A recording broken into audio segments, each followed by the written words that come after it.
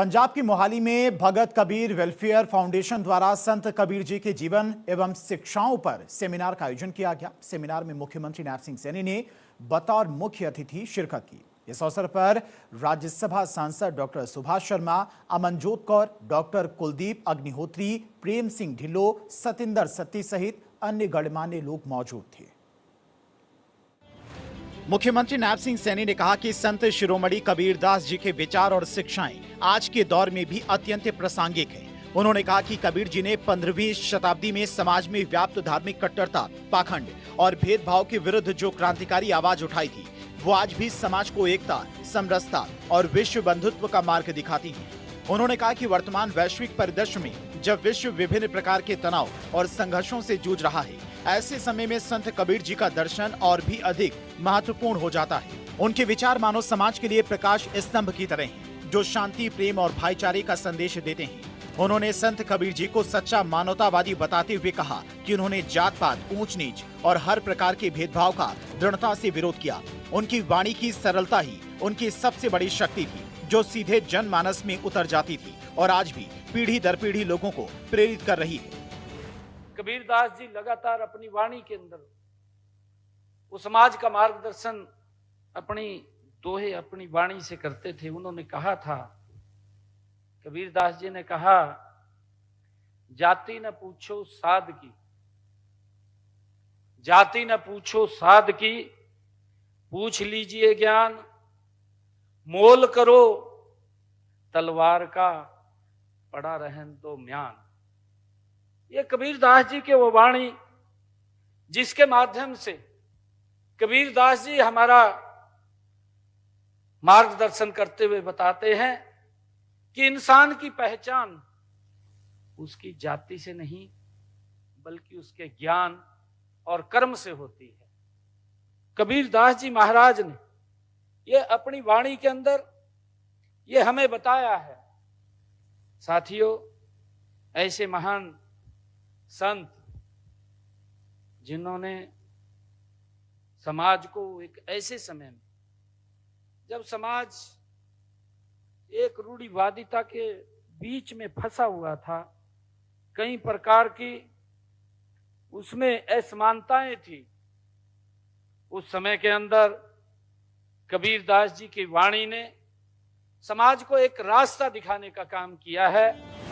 मुख्यमंत्री ने कहा कि हरियाणा सरकार संत महापुरुषों के विचारों को जन जन तक पहुंचाने के लिए संत महापुरुष विचार सम्मान एवं प्रसार योजना संचालित कर रही है। राज्य सरकार संत कबीर जी के समानता और समरसता के सिद्धांतों पर चलते हुए समाज के अंतिम व्यक्ति तक विकास का लाभ पहुंचाने के लिए प्रतिबद्ध है।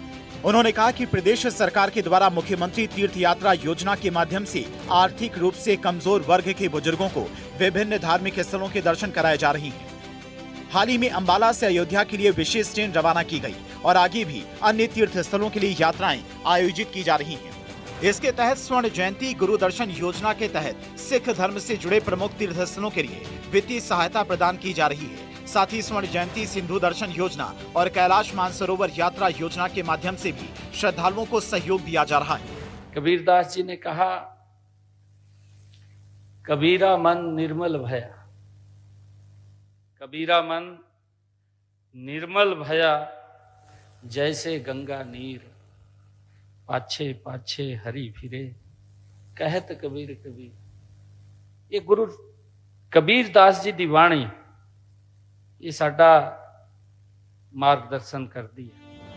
मुख्यमंत्री ने कहा कि संत कबीर जी ने अपने जीवन के माध्यम से ये संदेश दिया कि समाज में एकता और भाईचारा बनाए रखना अत्यंत आवश्यक है। उनके विचारों को अपनाकर ही एक समरस और भेदभाव मुक्त समाज का निर्माण संभव है। उन्होंने कहा कि जहां संतों की वाणी गूंजती है, वहां स्थान केवल सेमिनार नहीं बल्कि सत्संग का रूप ले लेता है। ऐसे आयोजनों से समाज में सकारात्मक ऊर्जा का संचार होता है और आध्यात्म के माध्यम से शांति का अनुभव होता है। जहां संतों की वाणियां गूंजती हों, साथियों, वह सत्संग ही होता है। जब हम संतों की वाणी के ऊपर चर्चा करते हैं तो वो सत्संग होता है।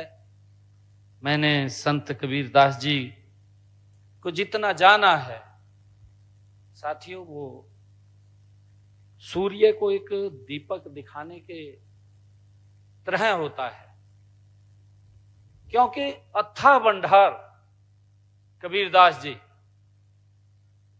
जिन्हां दा एक एक शब्द समाज ਨੂੰ प्रेरणा देता है।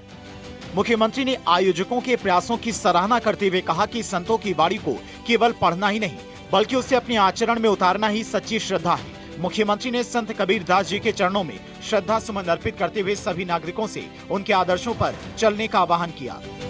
चंडीगढ़ से डॉक्टर थानेश्वर शर्मा की रिपोर्ट, भारत 24।